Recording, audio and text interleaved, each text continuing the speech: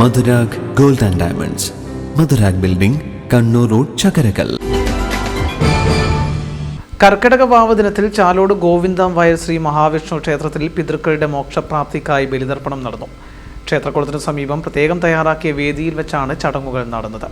പിതൃസ്മരണയുടെയും ആചാരാനുഷ്ഠാനങ്ങളുടെയും ഭാഗമായി നടന്ന ബലിതർപ്പണത്തിൽ നൂറുകണക്കിന് ഭക്തരാണ് പങ്കെടുത്തത്.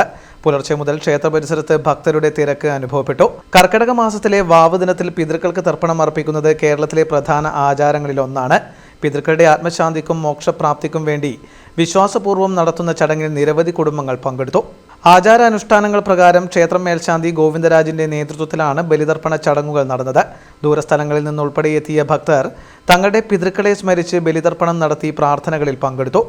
ഈ പ്രതിബലി നടത്തി നമ്മൾ പിതൃക്കൾക്ക് മോക്ഷം പ്രദാനം ചെയ്തു എന്ന് മനസ്സിൽ സങ്കല്പിച്ച്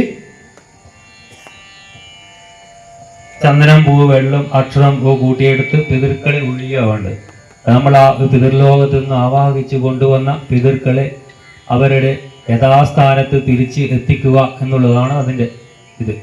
മേൽപോട്ട് ഇത് ചന്ദനം, പൂവ്, അക്ഷരം കൂട്ടിയെടുത്ത് മേൽപോട്ട് ഉയർത്തി നമ്മൾ പിതൃലോകത്ത് അവരെ തിരിച്ചു പതിവിൽ നിന്നും വ്യത്യസ്തമായ പങ്കാളിത്തമാണ് ഇത്തവണ ഉണ്ടായിട്ടുള്ളതെന്ന് ക്ഷേത്രം പ്രസിഡന്റ് CH വത്സലൻ മാസ്റ്റർ പറഞ്ഞു. ജനങ്ങളിൽ നിന്നും വളരെ ആവേശകരമായ ഒരു സമർപ്പണ മനോഭാവമാണ് ഇപ്രാവശ്യം കണ്ടത്.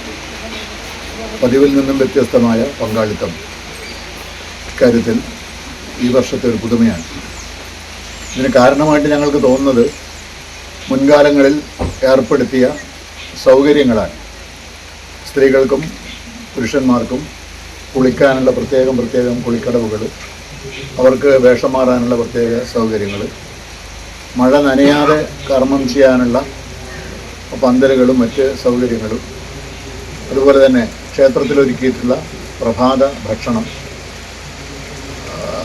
കർമ്മം ചെയ്യാൻ വരുന്നവരുടെ കൂടെ വരുന്നവർക്ക് വിശ്രമിക്കാനും മറ്റ് തരത്തിൽ വിശ്രമിക്കാനും ആവശ്യമായിട്ടുള്ള സൗകര്യങ്ങൾ, ഇങ്ങനെ എല്ലാ തരത്തിലുള്ള സൗകര്യങ്ങളും ഫലപ്രദമായി ഏർപ്പെടുത്തിയതിൻ്റെ ഭാഗമായിട്ടാണ് ഇപ്രാവശ്യം കൂടുതൽ ആളുകളെ നമുക്ക് ഈ ക്ഷേത്ര സന്നിധിയിലേക്ക് ആകർഷിക്കാൻ സാധിച്ചത് എന്നാണ് ഞങ്ങൾ വിചാരിക്കുന്നത്.